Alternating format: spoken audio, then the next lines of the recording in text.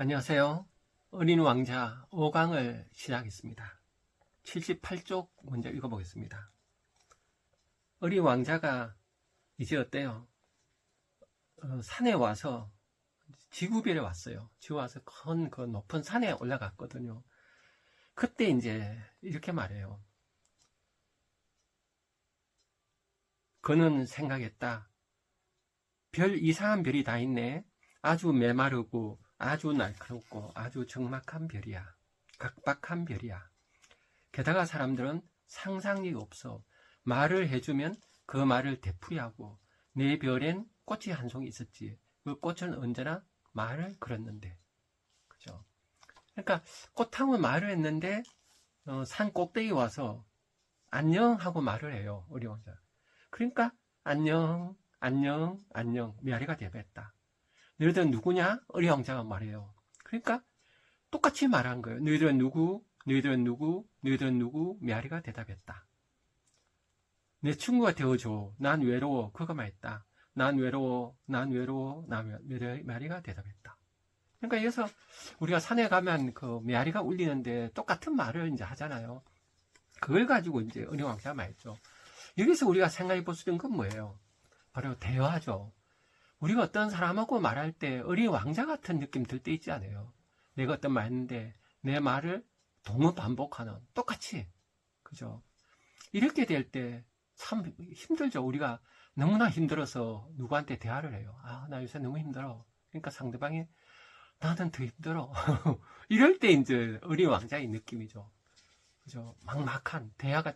그래서 대화에 대해서 그 가라타니 고진이라는 일본의 스카기 이런 얘기했어요. 대화는 배우고 가르치는 것이다. 멋있죠? 그러니까 두 사람 간에 똑같은 사람이 말을 주고받는 게 아니에요. 가르치고 배우는 거라는 거죠. 이 말이 참 깊이 생각하면 맞는 것 같아요. 이 대화라는 걸 영어로 보면 다이얼로그거든요. 다이얼로그. 다이얼로그를 이렇게 분해하면은 다이가 두 개고 로그가 로고스예요. 그러니까 로고스는 우주의 진리, 말 이런 거를 그러죠. 두 개의 말, 두 개의 진리란 거예요. 내가 여기 있고 상대방이 저기 있어요. 둘이 대화를 해요. 그러면 다이 두 개잖아요. 두 개의 말이 있어요. 너의 말과 나의 말은 달라야 돼요. 왜 똑같으면 안 돼요. 두 개의 말, 두 개는 로고스, 법칙 이런 거거든요. 나만의 로고스, 너의 로고스가 있어요.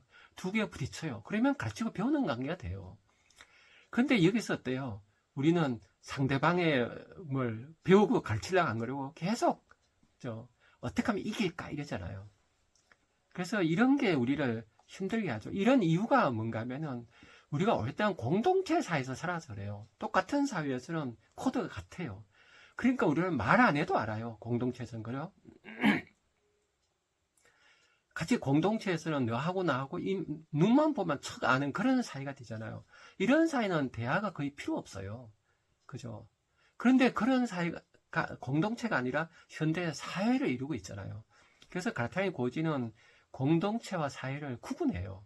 과거에 공동체였다면 지금 사회다. 이 사회 안에 있대요. 여러 공동체가 있는 거예요. 그러니까 서로 코드가 달라요. 코드가 다른 사람끼리 만나면 이제 어때요? 대화를 할 수 있어야 돼요. 가르치고 배우는 관계가 돼야 돼요.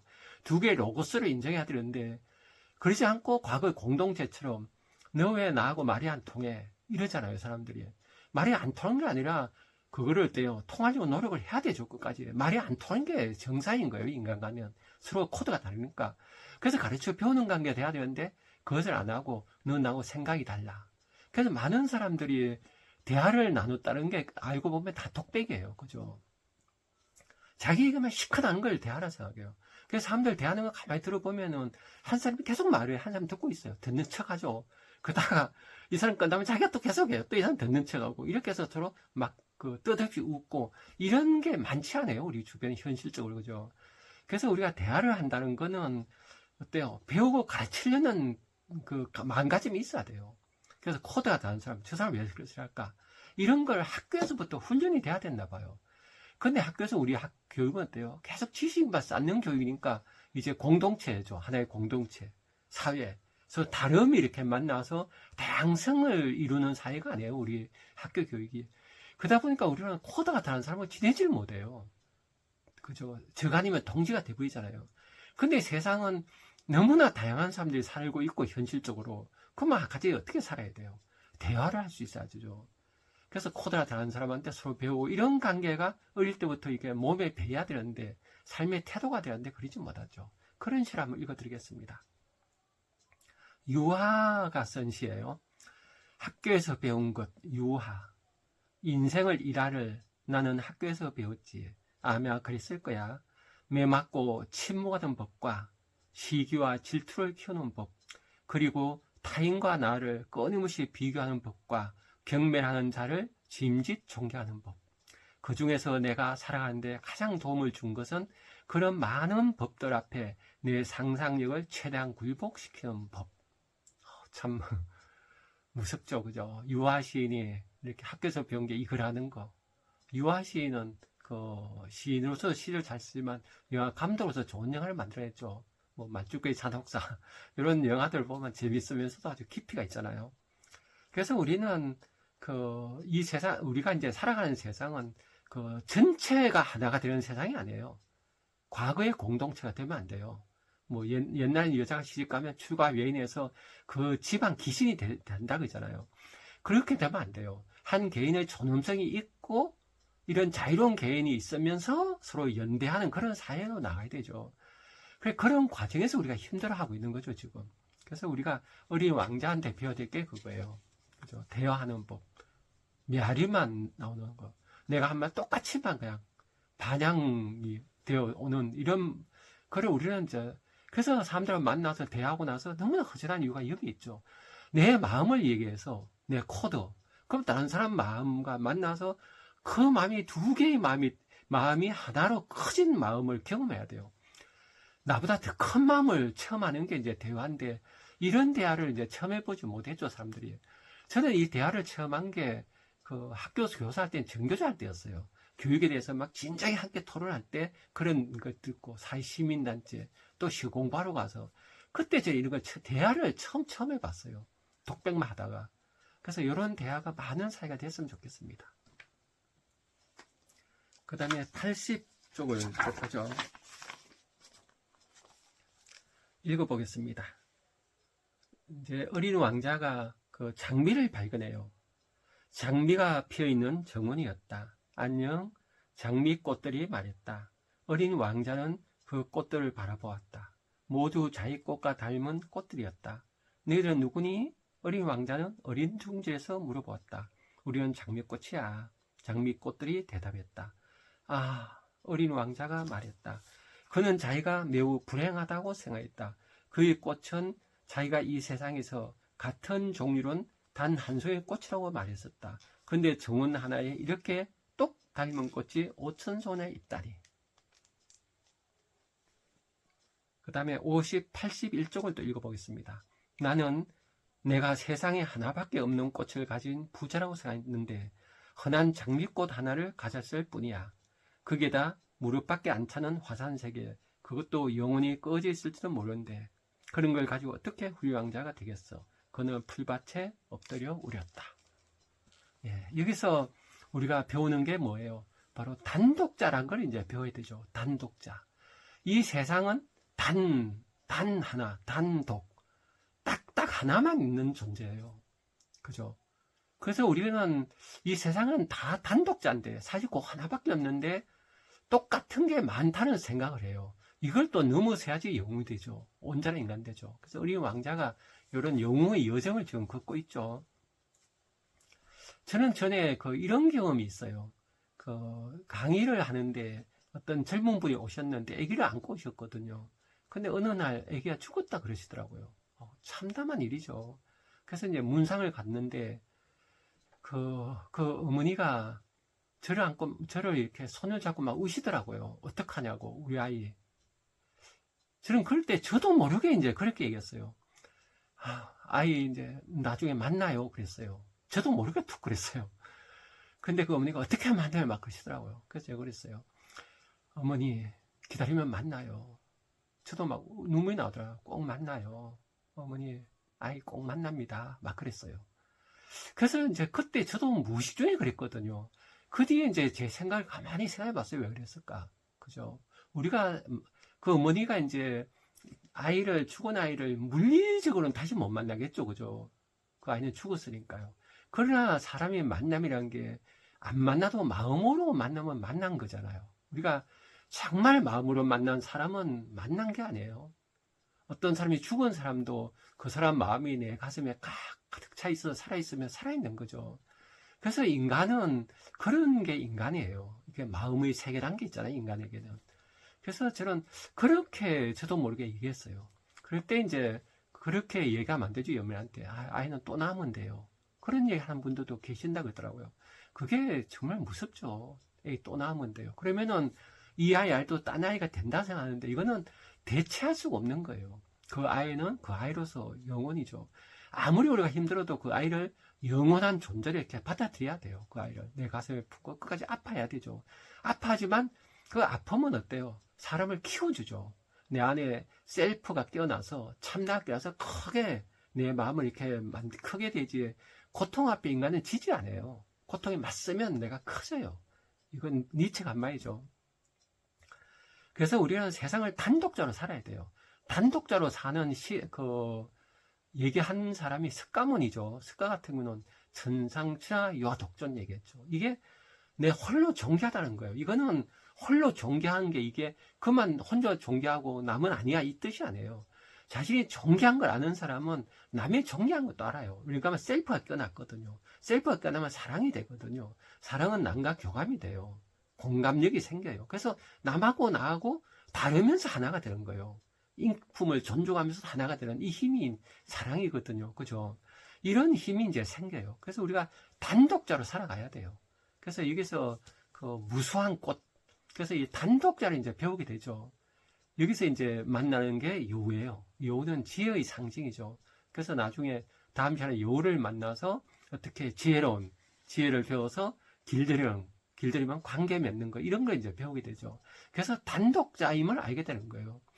장비가 수없이 펴 있어도 똑같지 않아요. 근데 왜 우리는 자꾸 똑같다는 생각을 할까요? 이게 이제 자본주의가 낳은 생각이라고 보시면 돼요. 옛날에는 뭐 신발 하나도 만들어뒀대요. 그거밖에 하나밖에 없잖아요. 그 신발은 손으로 만들었으니까요. 그래서 하나밖에 없는 생각을 하게 돼요, 사람들이. 근데 자본주의가 되면 이제 대량 생산하잖아요. 대량 생산하면 똑같은 걸 막 찍어내요. 그러다 보면 똑같은 것 같아요. 근데 사실 똑같지 않죠. 아무리 똑같은 만들어도 차이가 있어요. 그죠? 똑같은 신발 내가 사서 신었어요. 내가 신고 다녀요. 그러면 꽃하고 나하고 관계를 맺잖아요. 그 신발은 제 다시 없는 신발이에요. 근데 자본주의에서는 그죠? 상품이 계속 나오니까 똑같은 거 또 바꾸고 신으면 되는 거예요. 그래서 계속 그 상품이란 거는 어때요? 계속 귀하게, 희귀하게 새로운 걸 신상을 만들어내죠. 이렇게 해서 점점 더 새로운 걸 찾아서, 그죠? 이렇게 해서 그 신발과 관계를 못 맺게 되잖아요, 우리가. 그렇게 해서 단독자라는 생각을 자꾸 사라지게 돼요. 똑같은 거, 대체물이 되는 거. 그래서 뭐 애완견 기를 때도 그 애완견은 어때요? 대체물이 되면 안 되죠. 그게 단독자로 가야지 정말 그 애완견과의 관계가 되는데 그렇지 않은 분들도 계시잖아요. 이런 게 이제 대체할 수 있다는 거, 이게 무섭죠. 그래서 대체할 수 있는 게 상품화가 돼서 그래요. 내가 연봉 얼마짜리, 그러면 내가 회사 잘라내면 딴 사람 올 수 있는 거예요. 사람들이 기계를 넣을 수도 있고, 사람이 사람을 대체하고 기계가 대체하는, 이렇게 이제 자본주의 사회가 그렇게 되니까 우리는 그런 사고를 해요. 단독자가 아니라 어떤 대체물이에요. 직장에서 나중에 잘리면 어때요? 내가 대체할 수가 없는 거예요, 어디 가서. 그러면 이제 폐기되는 거죠. 재활용이 안 되면 폐기물이 된다는 느낌. 이게 끔찍하지 않아요. 그래서 우리는 이 대량 생산이 만들어내는 이 사고에 젖으면 안 돼요. 그래서 끝까지 나는 단독자다. 그때 없이 나는 단 하나. 그죠? 이게 멋있잖아요. 우리가 실제 그렇거든요. 실제 뭘마다 똑같은 건 절대 없어요. 그 안에 차이가 있어요. 이 차이를 읽어내는 감수성이 중요하죠. 오늘 아침에 본 태양, 내일 아침에 본 태양은 전혀 달라요. 전혀 다르기 때문에 애들은 막 감탄을 하는데 어른은 똑같이 봐버리죠. 이 언어에 익숙해서 그래요. 언어는 같은 단어니까 같은 생각을 하게 돼요. 언어가 생각을 규정해서, 그죠? 우리가 언어의 감옥이 되는 거잖아요. 그래서 이런 대량 생산 시대에 단독자 잃어버린 그런 우리의 마음을 이렇게 깨는 시가 한편 있어요. 좋은 시를 또 한번 읽어드리겠습니다. 누가 주인인가? 홍신선. 골동가게의 망가진 폐품 시계들 밖으로 와르르 쏟아져 나와 지금은 제멋대로 가고 있는 시간이여. 이 느림이 삶의 준이다. 우리의 정품이다. 참 멋있죠? 그러니까 홍신선 시인이 아마 뭐 어디 골동품 인사동 가셨나요? 인사동 가면 골동품 가게 많잖아요. 안에 뭐 폐품 시계도 있고 막 많은 거예요. 근데 그렇게 시계들 그렇다 보니까 어때요? 시계들이 제멋대로 가는 거예요. 시간 없죠. 이제 각자 시간이 있는 거예요. 폐품 되고 나서야.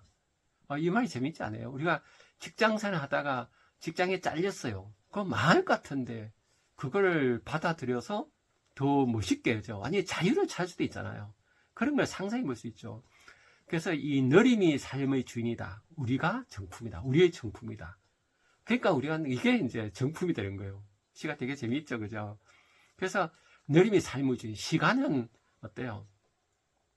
그 미하일 엔데가 쓴 모모라는 작품에 이런 말 나오죠. 시간은 가슴에 있다. 그죠? 멋있죠? 시간은 가슴에 있어요. 실제로 그 양자 물리학에 의하면은 시간은 객관적이지 않아요. 그죠? 시간은 없어요. 우리가 세상 살면서 이렇게 만들어낸 거죠. 살기 위해서. 시계 만들면서 시간이 생겼어요. 시간이 있어 시계 만든 게 아니라 과거에는 그렇지 않잖아요. 각자 삶이 있을 뿐이죠. 시간은 나의 삶인데 이게 객관적인 시간으로 이제 측정돼 버려요. 자본주의는. 그래야지 생산에 도움이 되잖아요. 이렇게 해서 우리가 시간관이 이제 직선의 시간관이 됐는데 이런 시간관이 만들어진 거지. 그죠? 내 삶이 아니잖아요. 그래서 우리는 시간이 돈이다 또 이렇게 됐잖아요. 현대는 시간이 다 뭐 수단이 되고 그래서 1시간 2시간 막 이렇게 해서 시간을 아낀다는데 시간을 아끼는 게 아니라 어때요? 시간을 부려야죠. 우리가 내 시간을 누리는 거, 삶을 누리는 거 이렇게 될 때 우리가 아름다운 삶이 되죠. 시간을 아껴 쓴다고 아무리 아껴 써도 시간은 어때요? 시간 노예가 되고 있죠. 시간을 지배하는 자, 누리는 사람 이렇게 돼야 되겠죠. 예, 그럼 또 다음 시간에 뵙도록 하겠습니다. 감사합니다.